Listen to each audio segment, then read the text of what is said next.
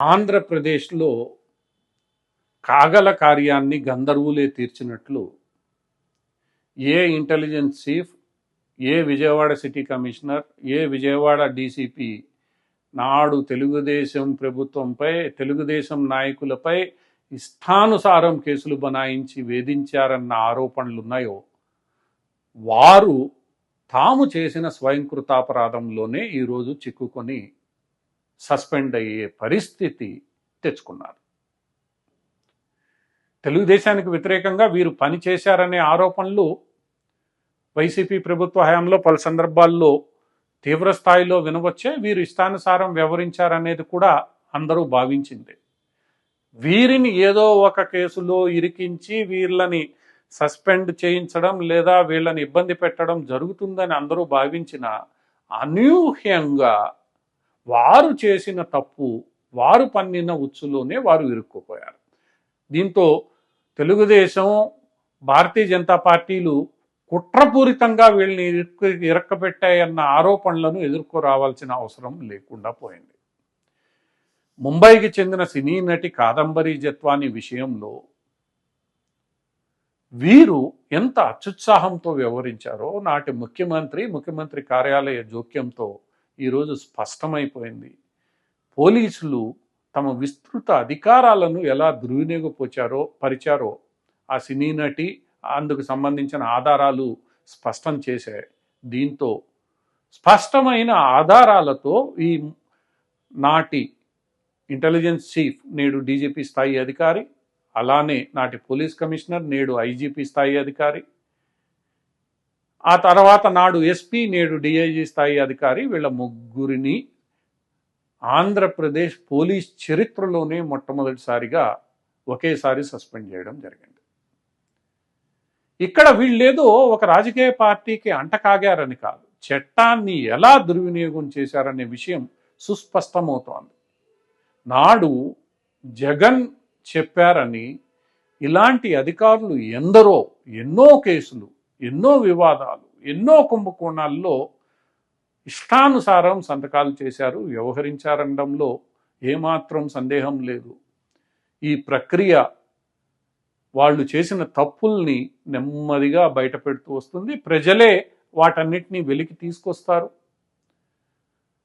ఆ వెలికి తీసుకొచ్చిన నేపథ్యంలో వీళ్ళందరూ తమకు తాముగా బోనులో చిక్కుకుంటూ దొరికిపోతున్నారు.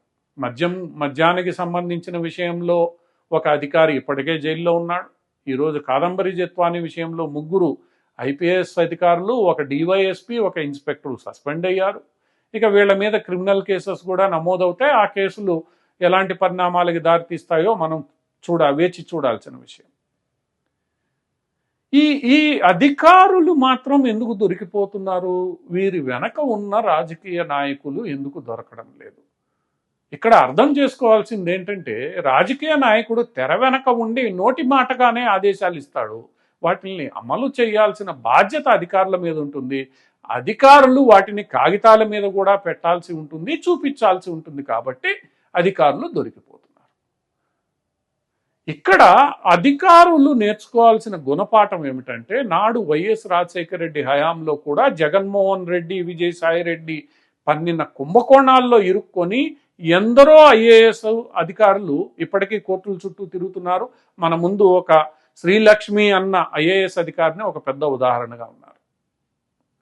అప్పటికి ఈ మొత్తం ఉదంతాలు వెలుగులోకి వచ్చిన తర్వాత కూడా అధికారులు ఎలాంటి గుణపాఠాలు నేర్చుకోలేదనేది మనకి ఈ ముగ్గురు ఐపీఎస్ అధికారుల సస్పెన్షన్ స్పష్టం చేస్తుంది. ఏం చేసినా చెల్లుతుందిలే అని అధికారులు ఇష్టానుసారం ఉల్లంఘనలు చేసి ఎదురు చెప్పలేక ఈ పనిలో పనిగా తాము కొంత దోచుకుందామనే ఆలోచన పెట్టుకుని అవినీతికి పాల్పడి చేయడం అన్నది రేపు వారి పీకకే చుట్టుకుంటుంది తప్ప రాజకీయ నాయకులు వెనక ఉండి నోటి మాటగా చెప్పినవి ఎక్కడ ఆదేశాలు దొరకవు. మీరిచ్చే వాంగ్మూలాలు ఒకవేళ ఆ దిశగా ఉన్నా వాటికి ఆధారాలు మీరు చూపించలేరు. ఆధారాలు చూపించగలిగిన నీ బుద్ధి ఏమైంది, నువ్వెందుకు రూలు మాట్లాడలేదు అని కోర్టులో అడుగుతాయి. ఎంక్వైరీలు అవే పేర్కొంటాయి.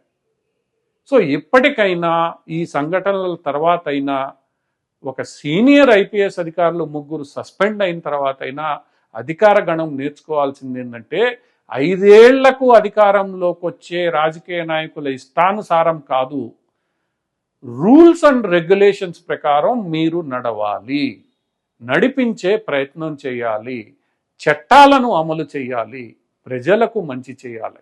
ఎందుకంటే భారత రాజ్యాంగం ఈ విషయంలో చాలా స్పష్టమైన అవగాహన కలిగి ఉంది. అందుకని శాశ్వతమైన అధికారం ఎగ్జిక్యూటివ్ని ఏర్పాటు చేసింది, అశాశ్వతమైన రాజకీయ వ్యవస్థను ఏర్పాటు చేసింది. రాజకీయ వ్యవస్థ ప్రజలకు జవాబుదారీ ఉండేలా ఈ కాన్స్టిట్యూషన్ నిర్మాణమైంది.